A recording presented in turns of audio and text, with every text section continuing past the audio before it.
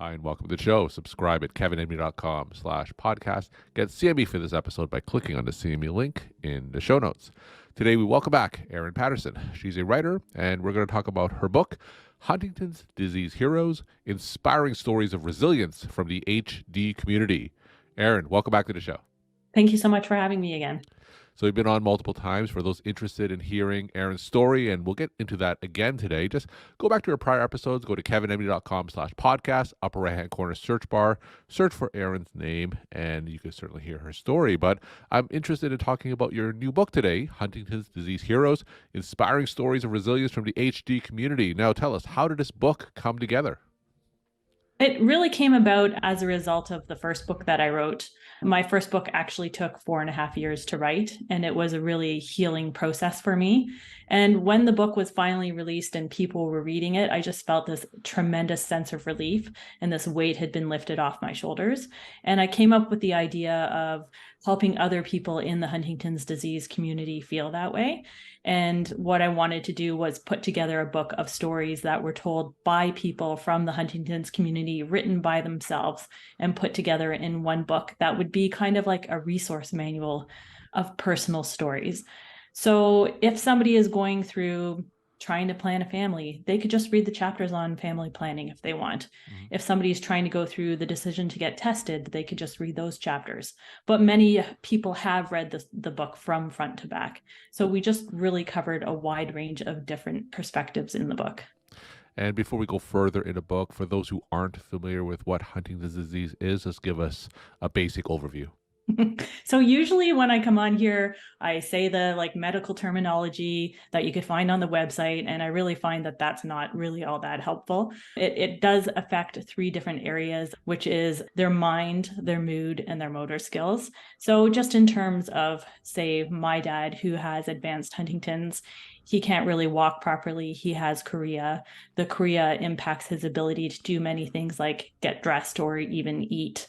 He has the mind where in the beginning he used to have some anger issues that have been taken care of with medication.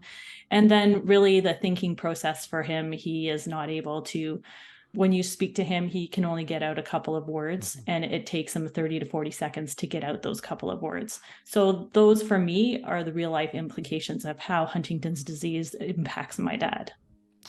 And from a caregiving perspective, talk about some of the challenges that you face. I never really, until very recently, admitted to myself that what I was doing was in the caregiver role. I always only imagined a caregiver as being the person who's there on a daily basis to take care of a person's physical needs. So the things that I do, because I do live 2 hours away from my dad, are paying all his bills, arranging all of his doctor's appointments, making sure he's stocked up on all his supplies. And when he was unfortunately in hospital last year, I was there advocating by his side, explaining to doctors that no, what you're seeing right now isn't the Huntington's disease. This is something else. This is what Huntington's disease is. This is how it impacts him. So it's just always being there to be his advocate. And it's not just within the medical community, it's where he lives, and when new staff come in, training them on what to expect and how to react to my dad and how to treat him. So that's really the caregiving role for me. So, of course, there are genetic implications of Huntington's disease, and you've talked about that in previous episodes. But for those who didn't listen to it, talk about how those genetic implications has affected your life.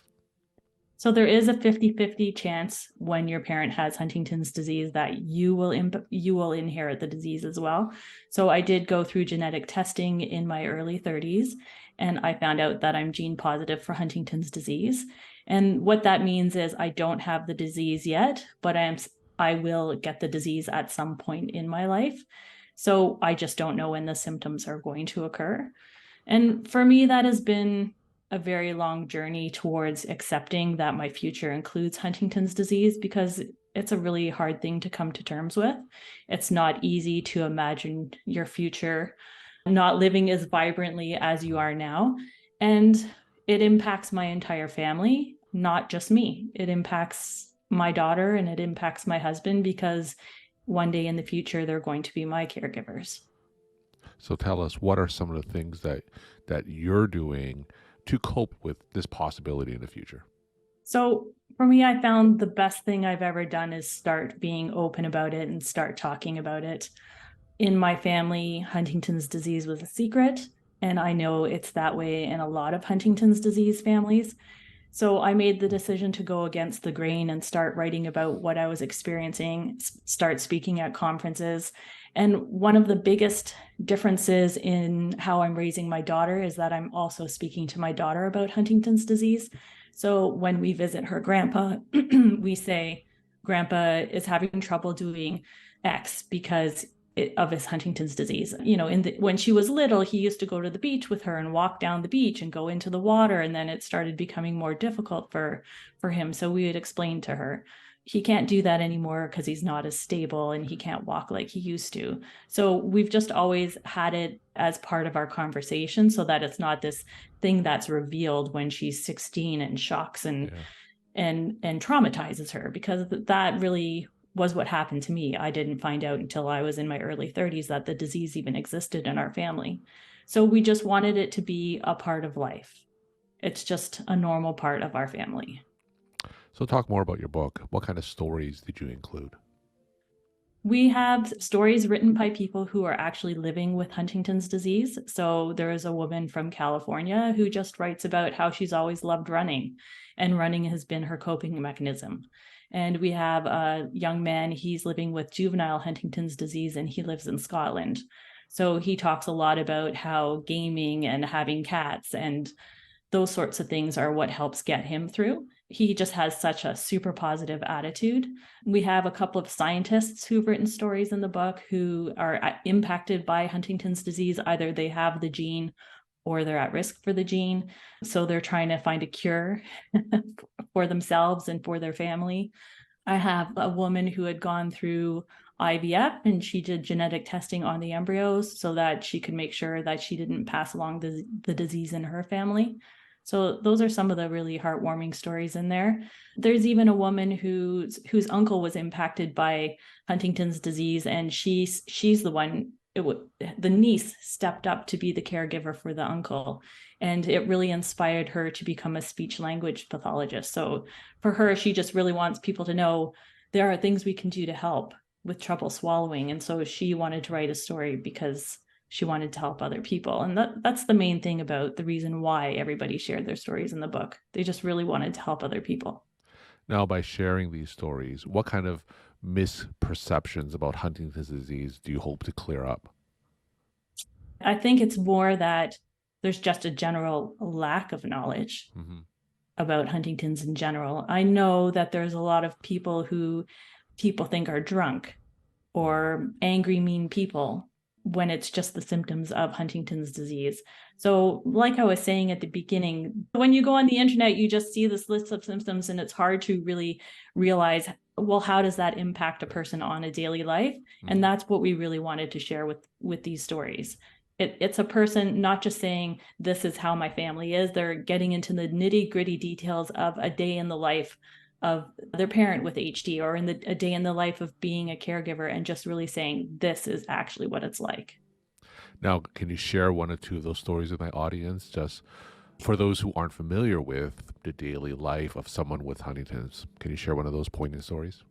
So there's a story about a woman who is helping her uncle move, and he had to go over everything time and time again. And the process took the entire day for him to move his boxes into the house and to unpack his things, because he needed to know where every single item was, and he needed to go over every single item more than one time. So that's just an example there.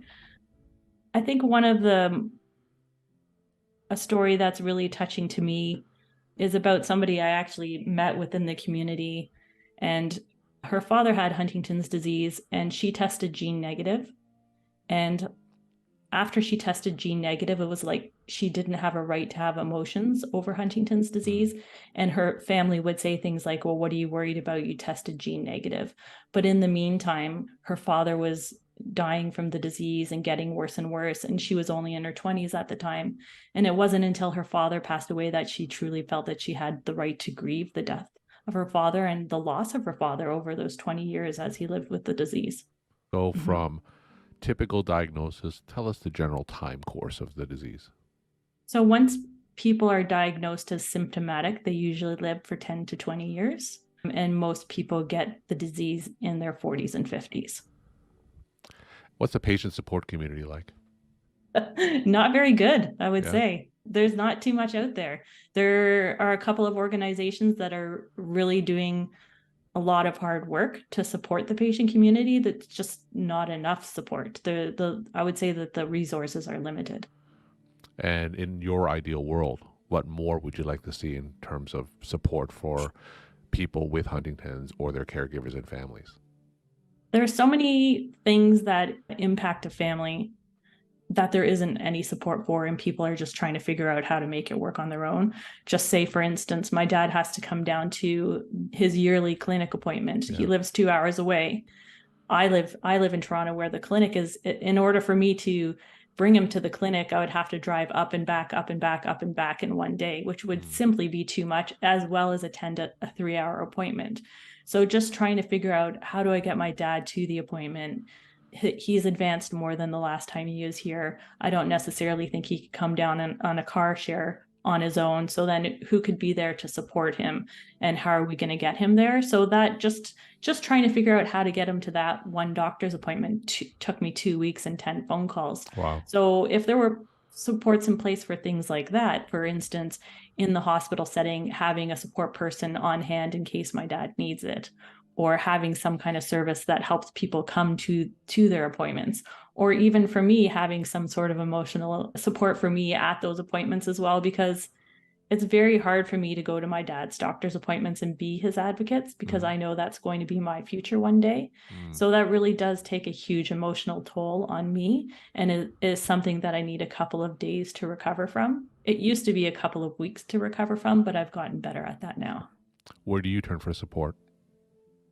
I have a lot of really great friends. I have a really great running community. And through doing this book, I've really met a lot more people in the community. Most of them I just know virtually, but they say reach out to us if you need any support, or reach out to us if you need any advice. When my dad was in hospital, I was texting a couple of people saying, is this right? Am I sharing the right information? So just having people be able to answer my questions and provide support virtually has been really great. But really, there's nothing like going and meeting somebody face to face and Sure. giving somebody a hug and getting support in real life as well. Now, for those families who are undergoing a Huntington's diagnosis, how could they tap into these supports? Where can they find people who are undergoing a similar experience to what they're going through? There's a really great organization that's run out of the United States and the UK called HDYO, which it stands for the Huntington's Youth Organization. And even though it says it's a youth organization, they really do support the entire family. So they're really great because they're focusing on being worldwide and Mhm. helping everybody worldwide. So if somebody from another country contacts them, they will actually help you find supports within your own community.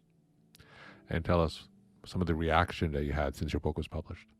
The reaction has been phenomenal. We became an Amazon #1 bestseller in the first month. The book Wow. has only been out for 2 months now. So, and we have 20 reviews on Amazon, which is outstanding.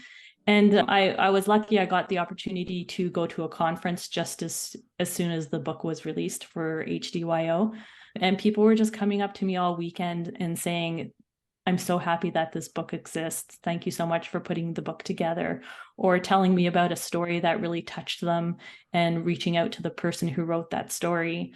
I had even people who are medical students coming up to me saying, I'm going to read this book because I want to get a better understanding of who my patients are going to be, stuff like that. So it's really gone beyond what I ever could have imagined. So, what's next on the horizon in terms of advocating on behalf of families and patients with Huntington's disease? For me, I'm just going to continue writing about it, because there's not a lot of people out there sharing their stories, Mm. because they are afraid to share their stories. And I feel that when you read somebody else's story and you connect with something somebody has written, even if it's just one sentence within a whole story, that can really help somebody get through the day. So as I go through things, I'm going through being a caregiver for my dad, as I'm going through educating my daughter about Huntington's disease, I just keep writing about it and putting it out there and speaking at events, because that's really quite important. Why do you feel people are afraid of sharing their stories? They're afraid of being discriminated against. They're afraid of losing their medical insurance. They're afraid of losing their job. They're afraid of losing family members. Um, Are there a lot of cases of those things actually happening? I'm not sure. Yeah. I haven't met anybody who that has actually happened to, but I know that's the main fear everybody has for sure. We're talking to Erin Patterson. She's a writer. She's the author of the new book, Huntington's Disease Heroes, Inspiring Stories of Resilience from the HD Community. Erin, tell us some of your take-home messages that you want to leave with the Kevin MD audience. I think the biggest thing that I wanted to communicate is that being a caregiver is really tough. Caregiver burnout happens quicker than we can ever imagine. And that when a patient is coming into the hospital with a caregiver, that caregiver might have a lot more going on than you actually realize. So I think it's really important to treat people gently. Erin, thanks again for coming back on the show, sharing your story, time, and insight. Thank you so much for having me.